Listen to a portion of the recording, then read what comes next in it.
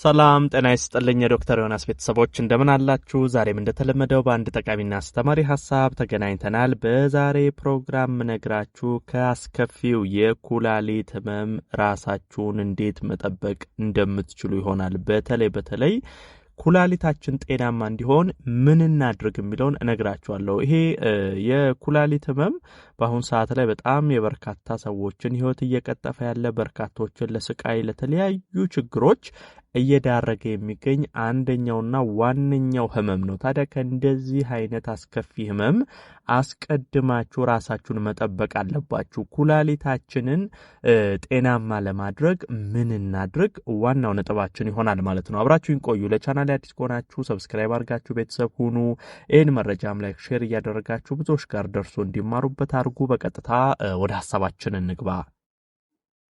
በመጀመሪያ ምንጊዜም ኩላሊታችሁ ጤናማ እንዲሆን መሰረታዊው ነገር በቂ ውሃ መጠጣት ነው። ይሄ በተደጋጋሚ ተነግሯል። ከዚህ በፊትም ብዙ ጊዜ ሰምታችሁት ሊሆን ይችላል። ነገር ግን አብዛኞቻችሁ በጣም ውሃ መጠጣት ላይ ቸልተኞች ናችሁ። ብዙ ጊዜ አሁን አንድ ሰው በቀን እስከ 2 ሊትር ውሃ መጠጣት አለበት፣ እስከ 8 ብርጭቆ ውሃ መጠጣት አለበት፣ እንደዚህ እየተባሉ የሚባሉ ነገሮች አሉ። በነገራችን ላይ በቂ ውሃ መጠጣት ማለት በውሏችሁ ስር ከምታደርጉት እንቅስቃሴ ጋር ተመጣጣኝ የሆነ ውሃ መጠጣት ማለት ነው። ይሄ ማለት ቁጭ ብሎ የሚውል ሰውና በጣም ስፖርት ሲሰራ ሲያልበው ሲንቀሳቀስ የሚውል ሰው እኩል ውሃ ይጠጣል ማለት አይደለም።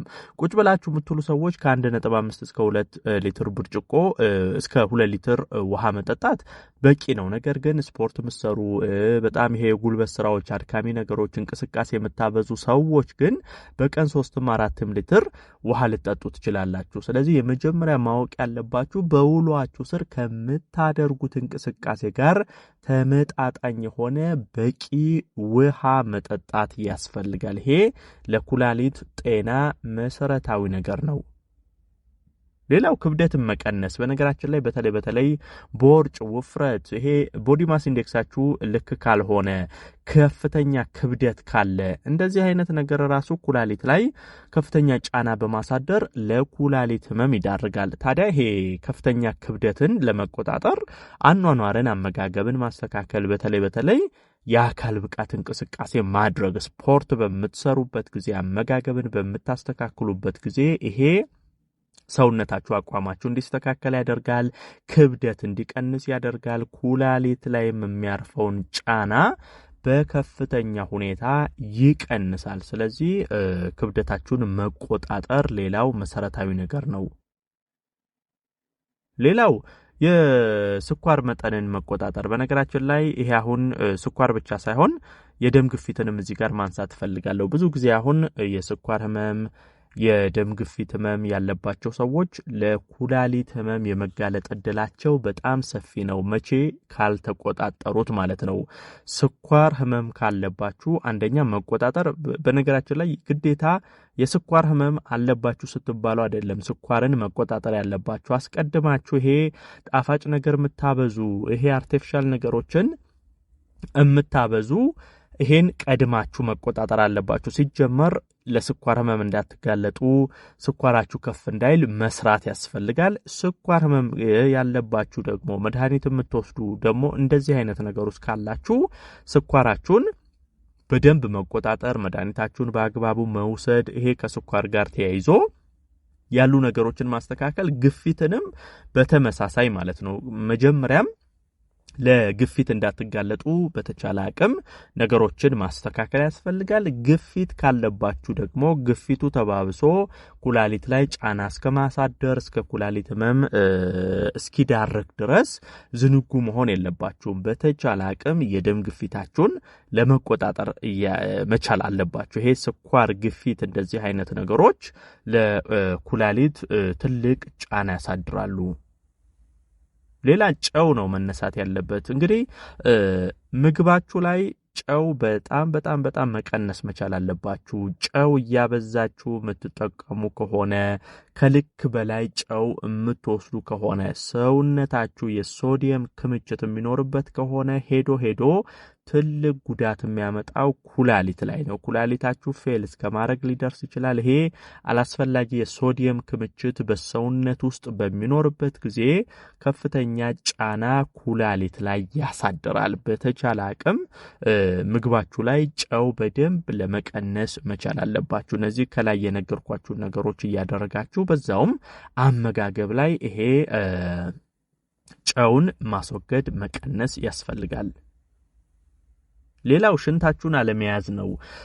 ይሄ በተለይ ሽንት በተደጋጋሚ ሽንታችሁ ሲመጣ ችላ እያላችሁ የማይመች ሁኔታ ውስጥ እየሆናችሁ ሽንትን በተደጋጋሚ የመያዝ ነገሮች ካሉ ይሄም የሽንት ፊኛዎቻችሁ ላይ ኩላሊት ላይ እዛ አካባቢ ከፍተኛ ጉዳት ያመጣል። ለኩላሊት ህመም ሊያጋልጣችሁ ይችላል። ሽንት በሚመጣበት ጊዜ በአግባቡ በሰዓቱ በተቻለ አቅም ለመሽናት ብትሞክሩ ጥሩ ነው። ሌላ ከሱሶች ጋር ተያይዞ በተለይ አልኮልን ማንሳት ፈልጋለሁ። የአልኮል መጠጦችን አዘውትራችሁ የምትጠጡ ከሆነ ሰውነት ላይ ከሚያመጣው ጫና ጉዳት አንዱ ኩላሊት ህመም ነው። አልኮል መጠጦች እንደዚህ የአልኮል ሱሶች ካለባችሁ አልኮልን በተቻለ መጠን ለመቀነስ መሞከር ያስፈልጋል። ይሄ አመጋገብን በነገራችን ላይ በአጠቃላይ አመጋገባችሁን አስተካክሉ። ይሄው እስካሁን ከነገርኳችሁ ነገሮች አሁን አብዛኞቹ ከአመጋገብ ጋር የሚያያዙ ናቸው። ጨው ቀንሱ አልኳችሁ፣ አልኮሎችን ቀንሱ አልኩኝ፣ ስኳር ህመሞች፣ እንደዚህ አይነት ግፊቶችን ተቆጣጠሩ። ስኳር ግፊትን የምትቆጣጠሩት አመጋገብን በማስተካከል ነው። ስለዚህ ሄዶ መሰረታዊው ነገር አብዛኛውን ነገር ከአመጋገባችሁ ጋር የሚያያዝ ነው። ስለዚህ ብትችሉ ኦርጋኒክ ነገሮችን መመገብ፣ አትክልቶችን፣ ፍራፍሬዎችን፣ ጤናማ ነገሮችን መመገብ፣ ስኳር፣ ጨው፣ የታሸጉ ምግቦች እንደዚህ አይነት ነገሮችን መቀነስ፣ ይሄ አመጋገብን ማስተካከል በጣም ትልቁን ስራ የሚይዝላችሁ ትልቁን ጫና የሚቀንስላችሁ ለኩላሊታችሁ የሚረዳችሁ ነው።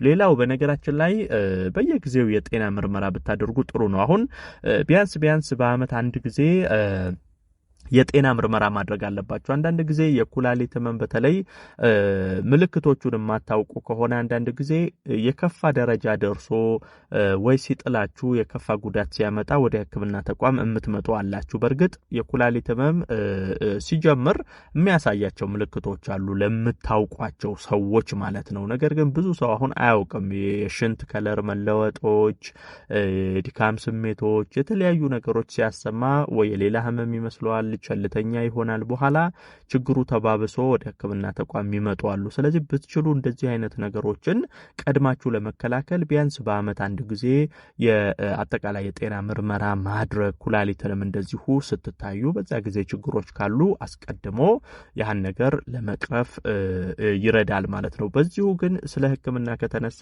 ያለ ሐኪም ትዕዛዝ መድኃኒት የምትወስዱም ሰዎች እንደዚሁ ጥንቃቄ ማድረግ አለባችሁ። ያለ ሐኪም ትዕዛዝ መድኃኒቶችን መውሰድ በራሱ ኩላሊት ላይ ጫና ያሳድራል። እንግዲህ እንደ አጠቃላይ እነዚህ አሁን የነገርኳችሁን ነገሮች ብታደርጉ ኩላሊታችሁን ከጉዳት መጠበቅ ትችላላችሁ ማለት ነው። ይህን መረጃ ላይክ፣ ሼር አድርጋችሁ ለሌሎችም አጋሩ። ለቤት አዲስ የሆናችሁም ቻናሌን ሰብስክራይብ በማድረግ ቤተሰብ ሁኑ። የዛሬን በዚሁ አበቃው። በቀጣይ ቀን በአዲስ መረጃ እንገናኛለን። እስከዛው በያላችሁበት መልካም ጊዜ